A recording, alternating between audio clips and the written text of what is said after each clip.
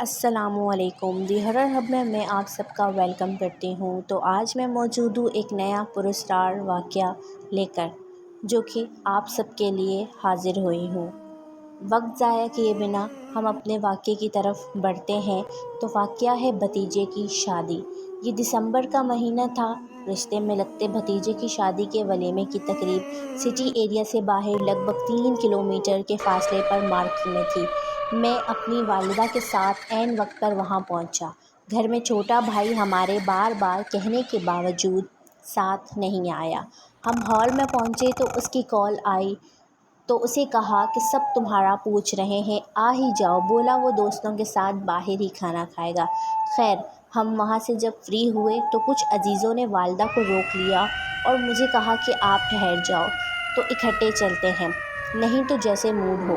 میں نے گھر واپسی ہی مناسب سمجھی اور بھانجے کے ساتھ گھر کی طرف چلا۔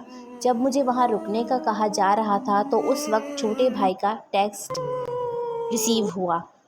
کہا کہ لائٹ نہیں ہے اور گھر میں کچھ عجیب ہی سین ہوا ہے۔ میں نے تفصیل پوچھی تو کہنے لگا ابھی میں خود کو کمرے میں ہی چھپائے بیٹھا ہوں، باقی گھر کے ماحول میں یکسر بے پرواہ جلدی آنے کی کوشش کرنا۔ مجھے کچھ اندازہ ہو رہا ہے۔ اور اندر ہی اندر ہنسی بھی آئی۔ میرے پہنچنے پر لائٹ آ چکی تھی اور وہ آرام سے ٹی وی دیکھ رہا تھا۔ میں نے اسے چائے بنانے کا کہا۔ اس نے پانی چولہے پر رکھتے ہی مجھے بتانا شروع کیا کہ لائٹ جب گئی تو وہ سیل فون پہ گیم کھیلنے میں لگ گیا۔ جس کمرے میں لیٹا ہوا تھا دوسرا کمرہ اس کی بائیں طرف تھا۔ دوسرے کمرے میں سے کوئی گزر کے کچن کی طرف گیا۔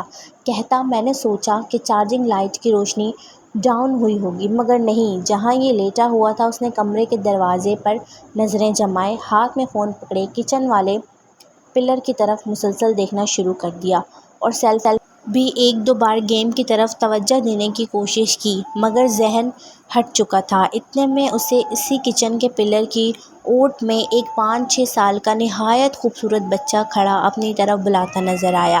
جب اس بچے نے دوسری بار اسے بلایا تو اس نے سیل فون سائیڈ پہ رکھا اور اتنا ہی کہہ سکا، نہیں تم کون ہو؟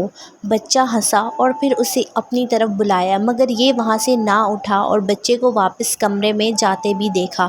اسی وقت اس نے مجھے ٹیکسٹ کیا۔ میں نے جب گھر جانا چاہا تبھی جب اس نے پوری بات بتائی، اس وقت ہم دونوں کپ ہاتھوں میں لیے امی کا ویٹ کر رہے تھے۔ انہیں بھی دیر ہو گئی تھی۔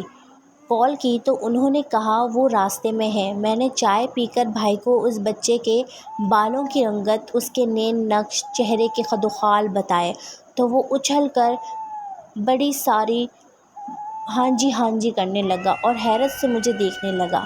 میں دبی ہنسی لیے اسے کچھ بھی نہ کہہ سکا۔ جب امی گھر پہنچی تو میں نے امی سے کہا کہ علی کی بات سنیں۔ اس نے نئے سرے سے ساری بات دہرائی تو امی کا ری ایکٹ بھی وہی تھا۔ تب اسے میں نے صرف اتنا ہی کہا کہ ترکی کے ڈرامے میرا سلطان میں ہوم سلطان کا جو پہلا بچہ بچپن میں دکھاتے ہیں وہی نا؟ امی نے جیسا بیزاری سے کہا وہی تو۔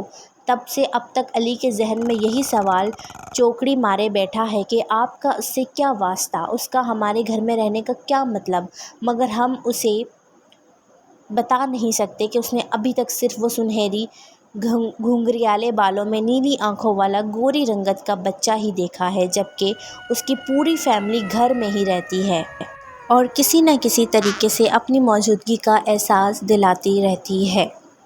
تو یہ تھا میرا آج کا واقعہ۔ اگر آپ سب کو پسند آیا ہو تو سبسکرائب کیجئے، لائک کیجئے اور کمنٹ میں ضرور بتائیے۔ مزید ایسے واقعات سننے کے لیے اپنی رائے ضرور شامل کیجئے۔ Thank you so much.